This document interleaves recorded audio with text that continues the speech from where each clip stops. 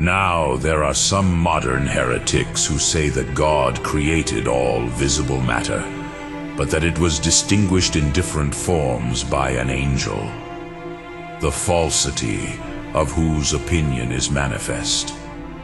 For heavenly bodies in which no contradiction is found cannot be formed from any matter. For everything that is made from pre-existing matter must be made from its opposite. It is impossible, therefore, that any angel should have formed the heavenly bodies from any material previously created by God. Further, the heavenly bodies either do not come together in any matter with the lower bodies, or they do not come together in any matter except the first.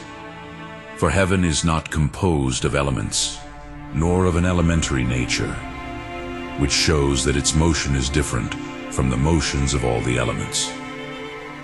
But the first matter cannot have presided by itself before all formed bodies, since it is only potential, for all existence is actually from some form. It is therefore impossible that any angel should have formed all visible bodies from matter previously created by God. Still, everything that is done for the purpose of being, for becoming is the way into being. Thus, therefore, it behooves each thing that is caused to become as it behooves itself to be. Being, however, does not belong to form only, nor to matter only, but to the composite. For matter exists only in potentiality, but it is the form in which something is, for it is an act. Hence it remains that it is properly composed. It therefore belongs to him alone to be made, not to matter except in form. There is therefore not one thing that creates matter alone, and another thing that brings forth form.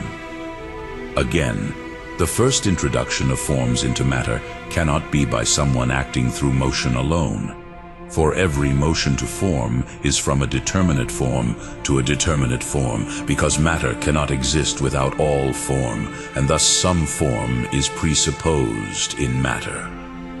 But every agent of a material form must be an agent of motion, for since material forms are not subsisting of themselves, but their being is in the presence of matter, they cannot be brought into existence except either by the creation of the whole compound, or by the transformation of matter into such or such a form. It is therefore impossible that the first introduction of forms into matter should be by someone who creates the form only, but by him who is the creator of the whole composite.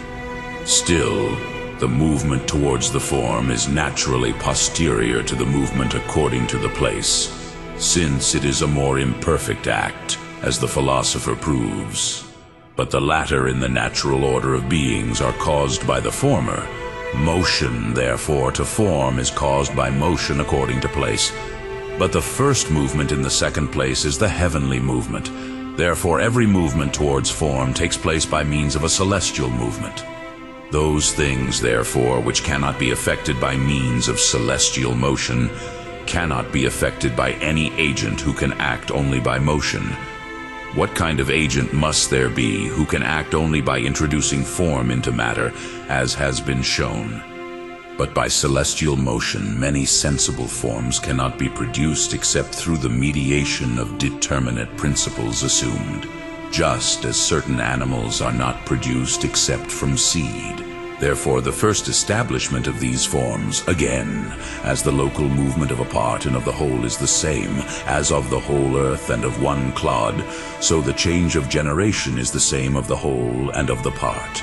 Now the parts of these generable and corruptible things are generated, acquiring forms actually from forms that are in matter, but not from forms existing outside matter, since it is necessary that the generator be similar to the generated, as the philosopher proves in Metaphysics 7.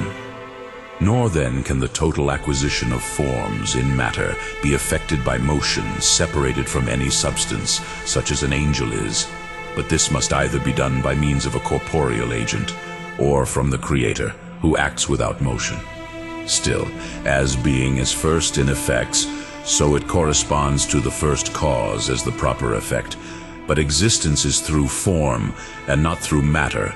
Therefore, the first causality of forms is mainly to be attributed to the first cause. Further, when every agent acts like himself, the effect acquires from him the form to which it is likened through the form acquired. As a house in matter from art, which is the appearance of a house in the soul. But all things are likened to God, who is pure act, insofar as they have forms by which they are made in act. And insofar as they desire forms, they are said to desire divine likeness. It is therefore absurd to say that the formation of things belongs to someone else than God, the creator of all things. And hence it is that, to exclude this error, Genesis 1.